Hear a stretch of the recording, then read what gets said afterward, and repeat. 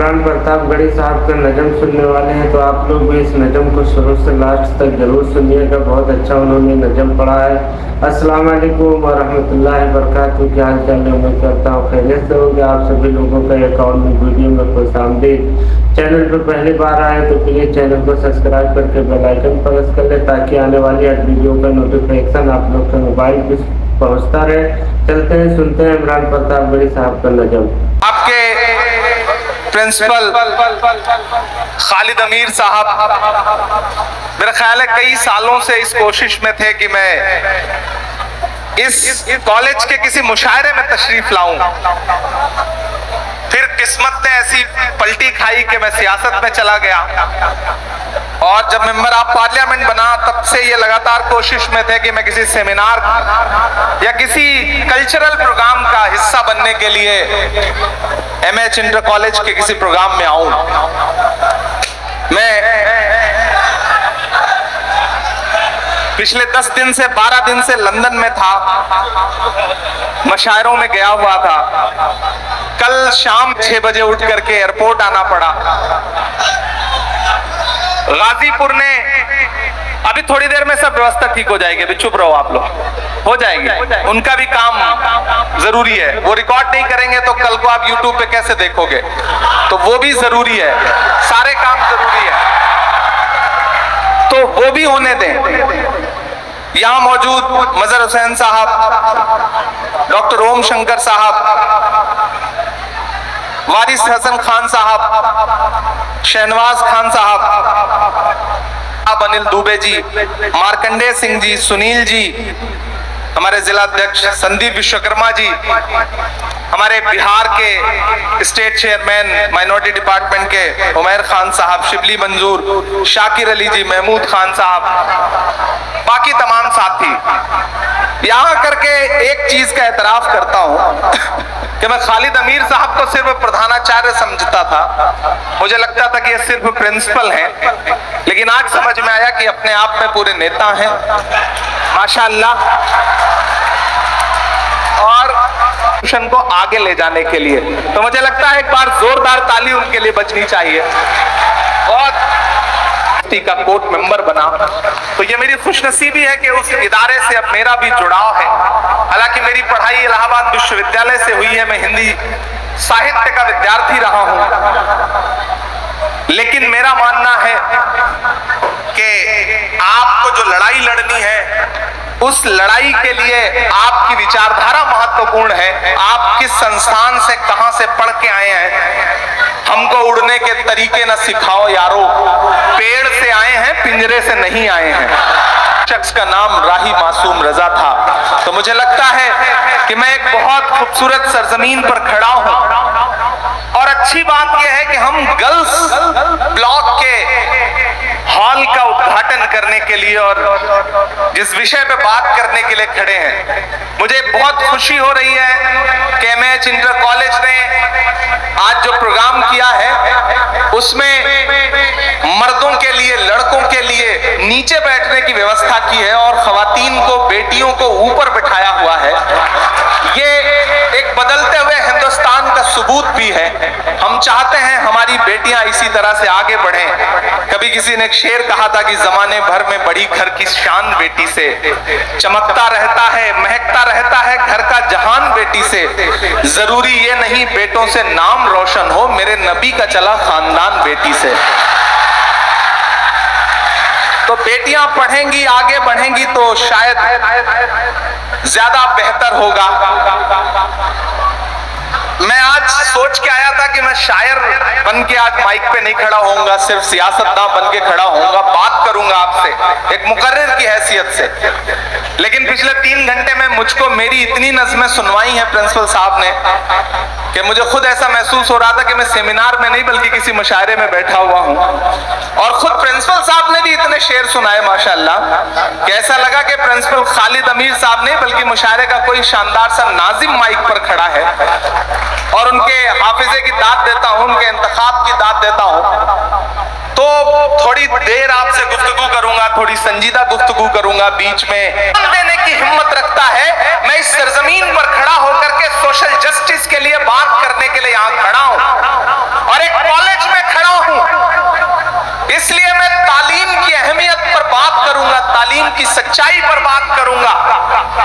मेरी नई नस्लें यहां पर बैठी हैं, मेरे बुजुर्ग यहां बैठे हैं। मैं पिछले 2 साल से देश की सबसे बड़ी पार्लियामेंट में राज्यसभा में बैठा हूं।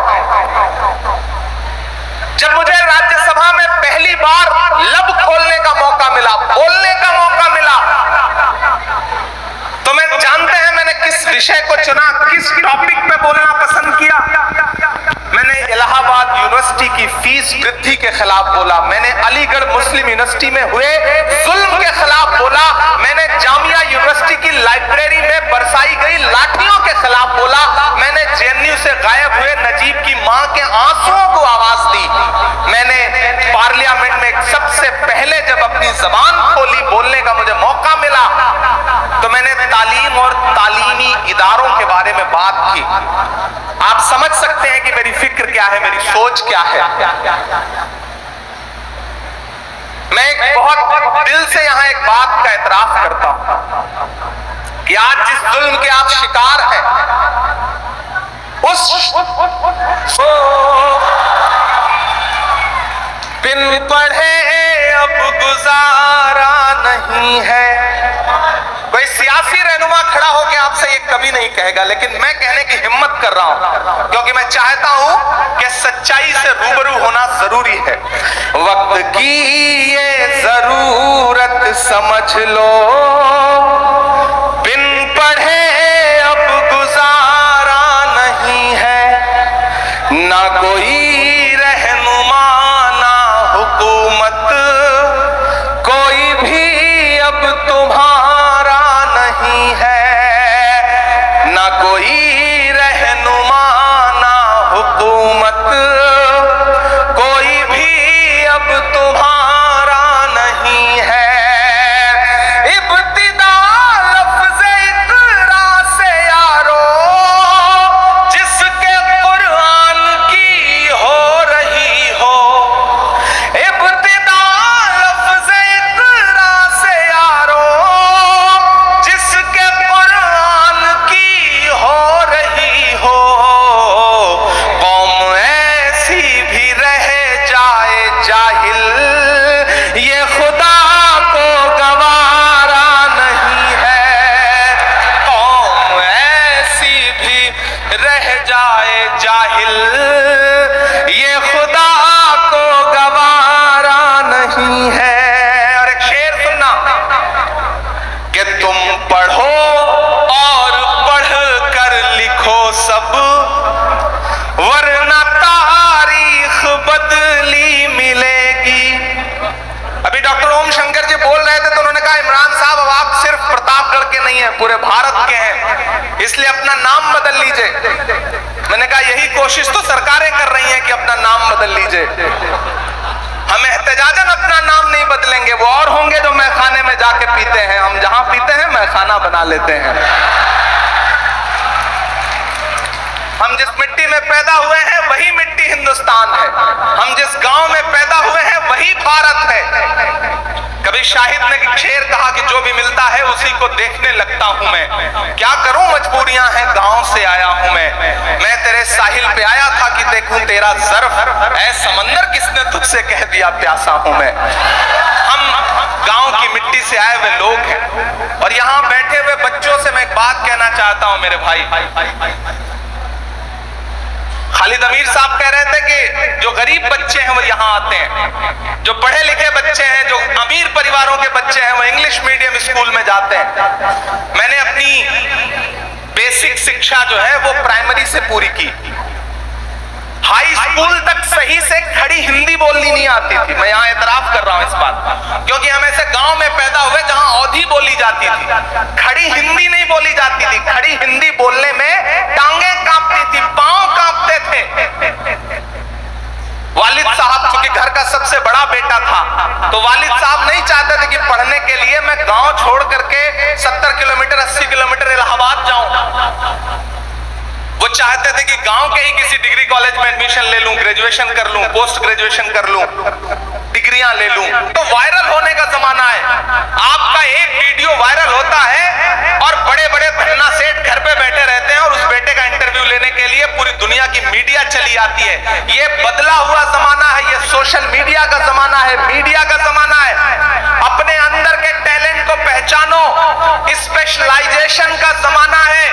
पहले एक दौर था कि एक डॉक्टर होता था, वही सर्दी खांसी का भी इलाज करता था, वही पेट के दर्द का भी इलाज करता था, वही हड्डियां टूटने का भी इलाज करता था। लेकिन आज हर बीमारी के अलग अलग स्पेशलिस्ट डॉक्टर हैं। ये स्पेशलाइजेशन का जमाना है। अपने अंदर के टैलेंट को पहचानो।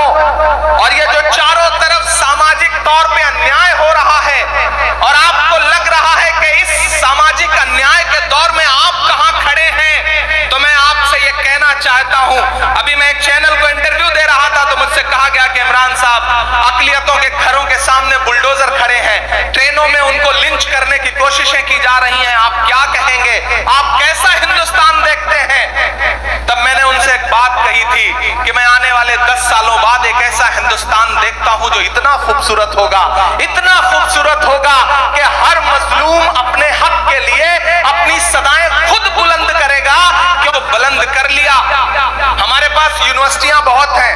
मैं बड़ी माफी के साथ यहाँ जो हायर एजुकेशन से जुड़े हुए लोग बैठे हैं, हमारे पास यूनिवर्सिटियां बहुत हैं और बच्चा अगर हाई स्कूल तक पढ़ लिख जाता है तो किसी न किसी यूनिवर्सिटी में दाखिला भी ले लेगा। हमें जरूरत है बेसिक स्कूलों की, हमें जरूरत है पहली क्लास से 12th तक हमारे बच्चे कैसे एजुकेशन हासिल करें, इसके लिए लड़ाई लड़ने की लेगी। तुम पढ़ो और पढ़ कर लिखो सब, वरना तारीख बदली मिलेगी। अब कलम और कागज से बढ़कर दूसरा कोई चारा नहीं है।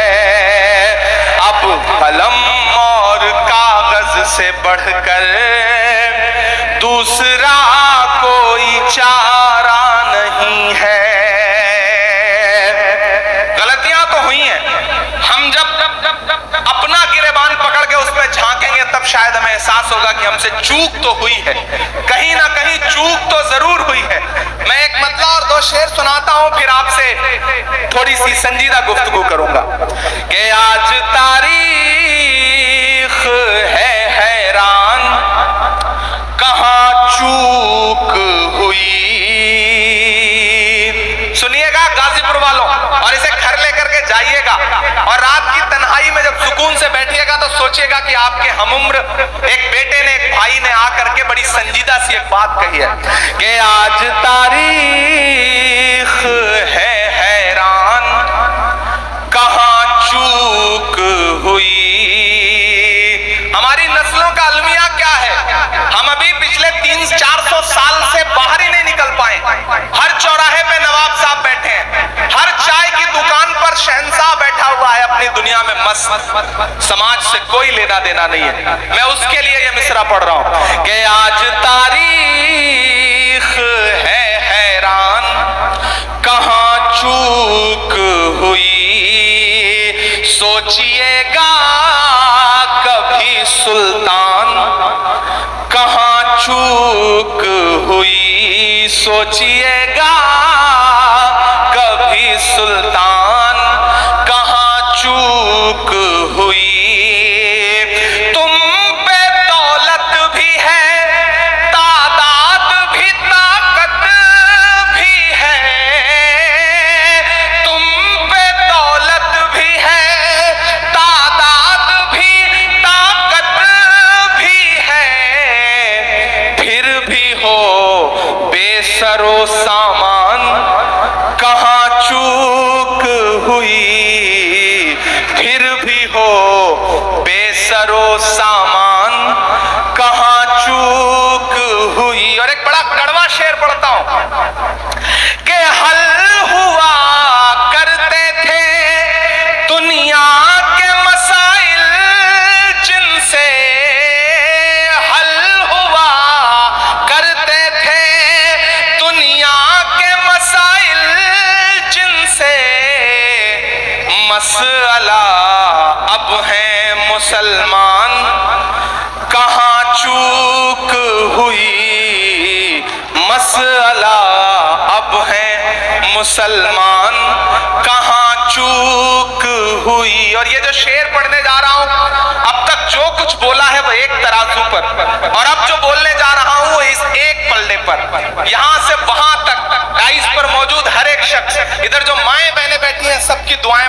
शेर पर कि मसला अब है मुसलमान कहाँ चूक हुई, रह गया किस लिए पीछे,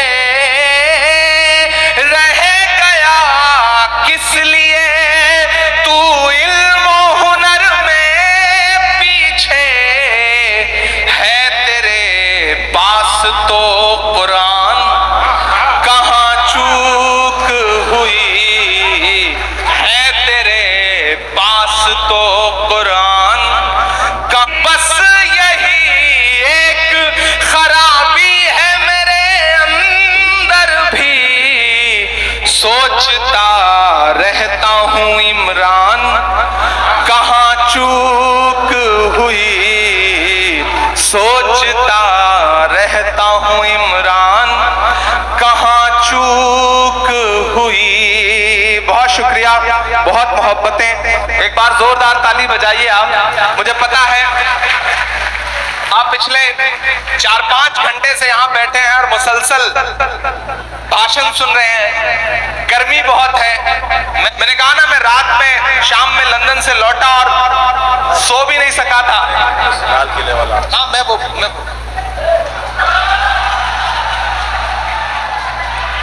गाजीपुर का आदमी भी, उसे सारे हुनर आते हैं। वो एक माला पहनाने आता है, माइक पर खड़े आदमी को लगता है कि माला पहनाने आया है, लेकिन नहीं, वो एक नज्म की फरमाइश लेके आते हैं। माला पहनाते हैं और कहते हैं माला हमने पहनाई है, अब इसके एवज में आपको एक नज्म पढ़नी पड़ेगी। ये गाजीपुर ही कर सकता है साहब। यहाँ का आदमी अपने आप में कमाल है। वो मैं एक दिन दिल्ली रेलवे स्टेशन में ट्रेन से उतरा, मेरे साथ मेरे दोस्त थे गाजीपुर के, वो खालिद अमीर साहब नहीं थे, दूसरे कोई थे। जब मैं उतरा तो बाहर भिखारी घूम रहा था, वो दौड़ करके आया, उसने कहा साहब 5 दिन से कुछ खाया नहीं है, खाने के लिए दे दीजिए। तो जो हमारे साथी थे उन्होंने अपनी जेब से 500 का नोट निकाला और उस भिखारी से कहा कि तुम्हारे पास फुटकर है, चेंज है?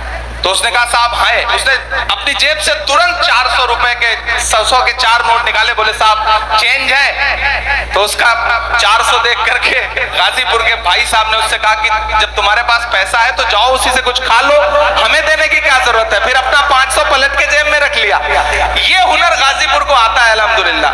अल्लाह सलामत रखे। आप अपने लिए एक बार जोरदार ताली बजाएं। और मेरा मानना है, देखिए मैं हमेशा इस बात को मानता हूं कि ये जो 4 फीट ऊंचा स्टेज है ना, इस पे बैठे हुए निकले हैं। लोग कहते हैं इमरान बदल तो नहीं गए सियासत में जाने के बाद, लहजा नर्म तो नहीं कर लिया? एक दिन पार्लियामेंट में एक साथ 146 एमपी सस्पेंड किए गए। 146 मेंबर ऑफ पार्लियामेंट एक दिन में, पिछले इससे पहले वाले सेशन में जब सस्पेंड किया गया तो मैं बाहर निकला तो मीडिया के साथ ही खड़े थे। जैसे ही पार्लियामेंट की चौखट से बाहर आया तो उन्होंने कहा इमरान साहब आप सारे लोग सस्पेंड हो गए। मैंने कहा ये तो तमगा है, तमगा लेके आ रहा हूं, सस्पेंड हुआ तो कौन सा, मायूस होके निकला हूं। तब मैंने एक नज्म कही कि जख्म पर जख्म खा के निकले हैं, हाँ मगर मुस्कुरा के निकले हैं। मुझे लगना चाहिए कि मैं गाजीपुर में खड़ा हूं, एमएच इंटर कॉलेज में खड़ा हूं, मेरे सामने मेरी बुजुर्ग नस्लों के साथ साथ मेरी नई पीढ़ी भी खड़ी है जिसके खून में बहुत जोश है, जज्बा है, हिम्मत है। कि जख्म पर जख्म खा के निकले हैं, हाँ मगर मुस्कुरा के निकले हैं। सर झुकाने का हुक्म जब आया, तैयार रहना अगले मिसरे पे, कि सर झुकाने का हुक्म जब आया और भी सर उठा के निकले हैं, नारे हक लगा के निकले हैं। थक गए हैं क्या आप? थक गए? मुझे ऐसा लग रहा, तो मुझे लगना चाहिए कि आप थके नहीं हैं। जख्म पे जख्म खा के निकले हैं, हाँ मगर मुस्कुरा के निकले हैं। सर झुकाने का हुक्म जब आया और भी सर उठा के निकले हैं, नारे हक लगा के निकले हैं, नारे हक लगा के निकले हैं। कि सच का नारा बुलंद करते हैं, शायर इशारे में अपनी बात कहता है। और अगर लगे कि बात आया हो गई है तो मुझे सुन के बताना गाजीपुर वालों कि सच का नारा बुलंद करते हैं, झूठ को नापसंद करते हैं, झूठ को नापसंद करते हैं, सच का नारा बुलंद करते हैं। हाकिमे वक्त से अदावत है, हाकिमे वक्त से अदावत है, वो हमें कम पसंद करते हैं, वो हमें कम पसंद करते हैं। झूठ के हाकिमों के चेहरे पर आईना हम दिखा के निकले हैं, नारे हक लगा के निकले हैं, जख्म पे जख्म खा के निकले हैं। आखिरी बंद पढ़ता हूं इस नज़्म का कि जुल्म की रात से नहीं डरते। सलाम गाजीपुर आपको, बस इससे ज्यादा कुछ नहीं कहूंगा, बस सलाम करता हूं और ये मिसरे पढ़ता हूं कि जुल्म की रात से नहीं डरते, सख्त हालात से नहीं डरते, जुल्म की रात से नहीं डरते, सख्त हालात से नहीं डरते। तुमको तारीख ये बता देगी, तुमको तारीख ये बता देगी, हम किसी बात से नहीं डरते, किसी बात से नहीं डरते, जुल्म की रात से नहीं डरते, सख्त हालात से नहीं डरते। तुमको तारीख ये बता देगी, हम किसी बात से नहीं डरते। हम तो निकले हैं मुस्कुराते हुए और वो तिल मिला के निकले हैं, नारे हक लगा के निकले हैं, हाँ मगर मुस्कुरा के निकले हैं। बहुत शुक्रिया, बहुत मोहब्बतें। और चार मिसरे ये भी पढ़ता हूं कि देखना इंकलाब आएगा, हर सितम का जवाब आएगा। कुछ तो मीडिया को भी मसाला देना जरूरी है ना, कि देखना इंकलाब आए। सब छोड़ दो, शिक्षा पे कल कुछ नहीं छपेगा, ये मिसरे छपेंगे, आप देखिएगा कि देखना इंकलाब आएगा, हर सितम का जवाब आएगा। अच्छे दिन का किए थे जो वादा, अच्छे दिन का किए थे जो वादा, उनका दिन भी खराब आएगा, उनका दिन भी खराब आएगा। बहुत शुक्रिया दोस्तों, आज की वीडियो में इतना ही। बस आप लोग को नज़म कैसा लगा नीचे कमेंट करके ज़रूर बताएं। चैनल पर पहली बार आए तो प्लीज़ चैनल को सब्सक्राइब करके बेल आइकन प्रेस कर ले, ताकि आने वाली हर वीडियो का नोटिफिकेशन आप लोग के मोबाइल पर पहुंचता रहे। फिर मिलते हैं किसी नेक्स्ट वीडियो में। अल्लाह हाफिज।